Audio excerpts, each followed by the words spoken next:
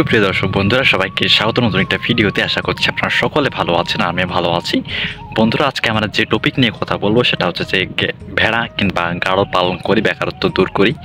এই কথার পিছনে এক তাৎপর্য রয়েছে, আমরা সেটা জানি এবং চলুন সেটা মূল ভিডিওতে বলি। আশা করছি আপনার ভালো লাগবে। সুপ্রিয় দর্শক বন্ধুরা, আজকে আমরা যে বিষয় নিয়ে কথা বলবো সেটা হচ্ছে যে ভেড়া বা গাড়ল পালন করি, বেকারত্ব দূর করি। আমাদের দেশে যে পরিমাণ প্রতি বছর গ্রাজুয়েশন বের হচ্ছে সে পরিমাণে চাকরির অবস্থান অনেক কম, অনেক ন্যূনতম। তো আমি এটা বলছি না যে আপনারা চাকরি ছেড়ে ভেড়া পালন করেন, চাইলে করতে পারেন, ব্যাপার না, অনেকে পালন করেন। তো আপনি চাকরির পাশাপাশি এটা করতে পারেন। এটা এমন আহামরি কোনো ভেজাল কাজ না যে আপনাকে সবসময় এগুলাকে দেখাশোনা করতে হবে। যদি আপনার এলাকায় পর্যাপ্ত পরিমাণ জায়গা থাকে, তাদেরকে পালন করার মতন আপনি পালন করতে পারেন, ব্যাপার না। ভেড়া পালনের মতো কোনো সহজ আমি দেখি নাই আজ পর্যন্ত। আপনি যদি ছাগল পালন করতে চান, ছাগল কিন্তু সব ধরনের ঘাস খাবে না, তারা কাঁচা ঘাসই খাবে, শুকনো খাবার তেমন খায় না। বৃষ্টি বাদলের দিনে তারা কিন্তু বের হবে না। কিন্তু ভেড়া যদি দেখেন, তারা বৃষ্টি বাদলের দিন শুকনা খড় যে কোনো খাবার দেন তারা সহজেই খাবে। আর এদের তেমন আহামরি শ্রম দিতে হয় না, একটু দেখাশোনা করবেন, রোগ বিসুখ হলে চিকিৎসা নেবেন, বেশ এইটুকুই। আর তাদের যে পরিমাণ মনে করেন যে গোসল করানোর কথা, লোম কাটার কথা, সেগুলো করলেই দেখবেন যে আপনার খামার বড় হয়ে উঠবে। আপনারা জানেন কি আমরা এই ভেড়াগুলোকে কি বলি? আমরা এই ভেড়াগুলোকে বলে থাকি যে গরিবের বন্ধু। মনে করেন যে আমরা গরিব মানুষ, হুটহাট করে যদি কোনো কাজে লাগে টাকা, তো আমরা কোথায় পাবো? তখন এগুলাই হচ্ছে আমাদের অস্ত্র বা টাকা। হুট করে কোনো কাজে আমার টাকা লাগলো, এক দুইটা ভেড়া বিক্রি করে দিলাম, আমার কাজ সেটা হয়ে গেল। সো এই জন্য আমরা যাকে বলি গরিবের বন্ধু। সো আপনাদের জন্য এগুলো গরিবের বন্ধু হতে পারে যদি আপনি করতে চান।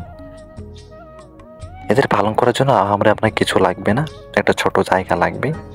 আপনার মনে করেন যে একটা ছোট জায়গার মধ্যে আপনি 20-30টা ভেড়া নিম্নমানে অটোমেটিকলি পালন করতে পারবেন। আর যদি খাওয়ার বিষয়ে বলি, এদের খাওয়া দিতে হয় না যদি আপনার এলাকায় চরণভূমি থাকে। চরণভূমি থাকলে আপনার 1 পয়সা খরচ হবে না বলে আমি মনে করি, শুধুমাত্র অসুখ বিসুখ ছাড়া। আর চরমভূমি থাকলে এরা স্বাচ্ছন্দ্য মতো খাওয়া দাওয়া করতে পারবে, ঘুরতে ফিরতে পারবে, তাদের নিজেদের পুষ্টি নিজেরাই জোগায় নিতে পারবে। আর যদি আপনার আবার খামার দাঁড় হয়ে যায়, তাহলে আপনি তো অটোমেটিক প্রফিট পাবেন, যে আপনি টাকা পাবেন, আয় করবেন, ব্যবসা বাণিজ্য করবেন, বিক্রি করবেন, আবার কিনবেন। তাহলে একটা ব্যবসার মধ্যে আপনার একটা প্রফিট চলে আসবে। তখন সেটা দিয়ে আপনি ভালো মতো একটা খামার করে সেখানে রাখতে পারেন সুন্দর জায়গায়, এবং সুন্দর মতো দানাদার খাবার সরবরাহ করতে পারেন।